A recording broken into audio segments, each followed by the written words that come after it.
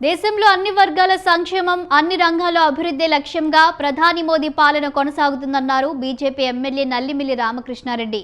Operation సింధూర్తో ఉగ్ర స్థావరాలను నేలకూల్చి రక్షణ రంగంలో ఎంత ప్రగతి సాధించామో ప్రపంచ దేశాలకి చాటి చెప్పామన్నారు.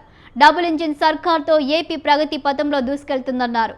పోలవరం, విశాఖ ఉక్కు, రైల్వే జోన్, రాజధాని అమరావతికి కేంద్ర ప్రభుత్వం సహాయ సహకారాలు అందిస్తుందంటున్న నల్లిమిల్లి రామకృష్ణారెడ్డితో మా ప్రతినిధి సంతోష్ ఫేస్ టు ఫేస్. దేశంలో నరేంద్ర మోదీ పాలన దశాబ్ద కాలం పూర్తి అవడం, అదేవిధంగా ఇక రాష్ట్రంలో కూటమి ప్రభుత్వం ఏడాది పాలన అనేది కూడా పూర్తి చేసుకోవడం కూడా జరుగుతూ ఉంది. ఇక ఈ నేపథ్యంలో దీనిపై మాట్లాడేందుకు మనతోటి బీజేపీ ఎమ్మెల్యే నల్లిమిల్లి రామకృష్ణారెడ్డి ఉన్నారు. వారితో మాట్లాడదాం. సార్, ఇటు దేశంలో నరేంద్ర మోదీ పాలన కావచ్చు, రాష్ట్రంలో కూటమి ప్రభుత్వం ఏడాది పూర్తి చేసుకోవడం కావచ్చు, వీటిపై మీ విధమైనటువంటి స్పందన ఏ విధంగా? దేశంలో నరేంద్ర మోడీ గారి పరిపాలన 11 సంవత్సరాలు ఒక స్వర్ణయుగంగా భావించవచ్చు. ఎప్పుడో మనం చరిత్రలో చదువుకున్న గుప్తుల స్వర్ణయుగం అని, శ్రీకృష్ణదేవరాయల పరిపాలన అని, అశోకుడి పరిపాలన అని, ఆ విధంగా ఇవాళ చరిత్రలో లిఖించదగిన పీరియడ్ ఏదైనా ఉందంటే నరేంద్ర మోడీ గారి పరిపాలన ఒక భారతదేశంలో ఒక స్వర్ణయుగంగా భావించవచ్చు.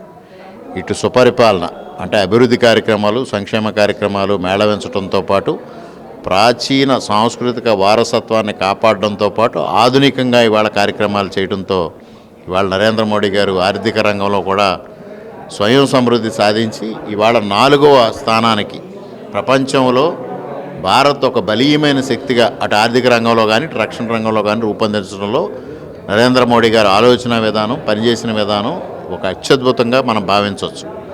అదేవిధంగా ఇవాళ ఆంధ్రప్రదేశ్లో కూటమి ప్రభుత్వం సంవత్సర కాలం పూర్తి చేసుకుని ఏదైతే ఆర్థిక వ్యవస్థని పూర్తిగా నిర్వీర్యమైపోయిన ఆర్థిక వ్యవస్థని ఇవాళ మెరుగుపరచడం ద్వారా ప్రజలకు సుపరిపాలన అందిస్తూ ఉంది. అభివృద్ధిని, సంక్షేమాన్ని మేళవించి ఇవాళ కార్యక్రమాలు ముందుకు తీసుకెళ్తున్న పరిస్థితిని చూస్తూ ఉన్నాం. సార్, ప్రధానంగా రాష్ట్రంలో శాంతి భద్రతలు లోపించాయి అంటూ కూడా ఏదైతే ఇటు వైసీపీ సంబంధించినటువంటి నాయకులు సైతం కూడా చెప్తా ఉన్నారు. అదేవిధంగా రాష్ట్రంలో రెడ్ బుక్ రాజ్యాంగం కొనసాగుతోంది, కూటమి ప్రభుత్వం ఇటువంటి అరాచకాలకి పాల్పడుతుందంటూ కూడా చెప్తా ఉన్నారు. దీన్ని ఏ విధంగా చూడండి?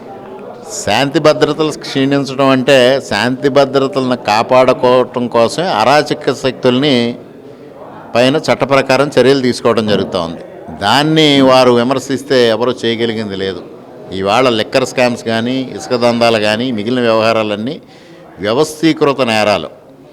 ఈ వ్యవస్థీకృత నేరాలని జగన్ అండ్ కో ఒక అత్యద్భుతంగా ఒక క్రిమినల్ మైండ్ ఏ విధంగా ఉంటుందో ఆ క్రిమినల్ మైండ్ సెట్ ద్వారా ఈ కార్యక్రమాలు చేశారు. దానిపైన ఇవాళ చట్టపరమైన చర్యలు తీసుకుంటే వారికి సహజంగానే బాధ ఉండొచ్చు, కానీ ప్రజల సొమ్ముని దారుణంగా దోచేసిన వ్యక్తుల్ని శిక్షించక తప్పదు.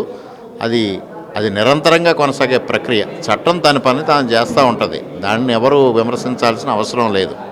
సార్, ఫైనల్గా సూపర్ 6 అమల్లో భాగంగా ఇక తల్లికి వందనం కావచ్చు, ఇక రాబోయే రోజుల్లో మహిళలకు ఉచిత బస్సు, అదేవిధంగా మీ నియోజకవర్గంలో కూడా ఇంకా మీరు సొంతంగా ఇచ్చేటువంటి హామీలు ఏమి నెరవేర్చారంటారు?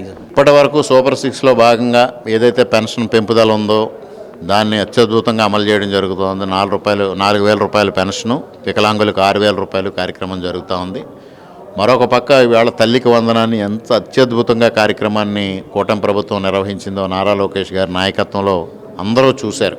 గతానికి ఇవాళకి భిన్నంగా ఆ రోజు 42 లక్షల మంది లబ్ధిదారులు ఉంటే ఇవాళ 67 లక్షల మంది లబ్ధిదారులు. దాదాపు ఆ రోజు 5,000 కోట్ల రూపాయలు ఖర్చు పెడితే ఇవాళ 10,000 కోట్ల రూపాయలు ఖర్చు పెడతారు. ఒక్క సంవత్సరంలో పెన్షన్ల కోసం 1,35,000 కోట్లు ఖర్చు పెట్టడం జరిగింది. ఇవాళ 10,000 కోట్లు ఖర్చు పెట్టడం జరిగింది. ఈ విధంగా 5 సంవత్సరాలు చూసుకుంటే ఏ విధంగా జరుగుతూ ఉందో ఒకసారి ఆలోచన చేయాల్సిన అవసరం ఉందని. ఒక్క సంవత్సరానికి పెన్షన్ల కోసం 35,000 ఖర్చు పెడితే 5 సంవత్సరాలకి 1,50,000 కోట్ల రూపాయలు ఖర్చు పెడతా ఉంది కూటమి ప్రభుత్వం. ఒక్క తల్లికి వందనం కార్యక్రమం కింద 5 సంవత్సరాల్లో 50,000 కోట్ల రూపాయలు ఖర్చు పెడతా ఉంది. అంటే ఈ 2 కార్యక్రమాలే 2 లక్షల కోట్ల రూపాయల మేరకు సంక్షేమ కార్యక్రమాన్ని అమలు చేయడం జరుగుతూ ఉంది. మరోపక్క రోడ్ల వ్యవస్థను ఏ విధంగా ఆధునీకరించారో చూశారు. గుంతల రహిత రాష్ట్రంగా తీర్చిదిద్దారు. ఒక పక్క సాగునీటి వ్యవస్థ, ఒక పక్క మురుగునీటి వ్యవస్థ. పూర్తిగా పడకేసిన జలజీవన్ మిషన్ని ఇవాళ పట్టాలు ఎక్కించడం కోసం శ్రమపడడం జరుగుతూ ఉంది. ఇవాళ మొత్తం వ్యవస్థలన్నింటినీ నిర్వీర్యం చేసిన పరిస్థితిలో ఈ సంవత్సర కాలంలో ఆ వ్యవస్థలను బాగు చేయడం కోసం ఇవాళ కార్యక్రమాలు చేపట్టడం జరుగుతూ ఉంది. అదేవిధంగా అన్నదాత సుఖీభావ కార్యక్రమాన్ని 20వ తేదీన మొదటి విడత జమ చేయడం జరుగుతూ ఉంది. అదేవిధంగా ఆగస్టు 15 నుంచి మహిళలకు ఉచిత బస్సు కార్యక్రమం మొదలుపెట్టడం జరుగుతూ ఉంది. ఆడబిడ్డ నిధి కోసం కూడా ఎక్సర్సైజ్ జరుగుతూ ఉంది. ముఖ్యమంత్రి గారు ఇప్పటికే మార్గదర్శకాలు రూపొందించి దిశగా ముందుకు వెళ్తూ ఉన్నారు.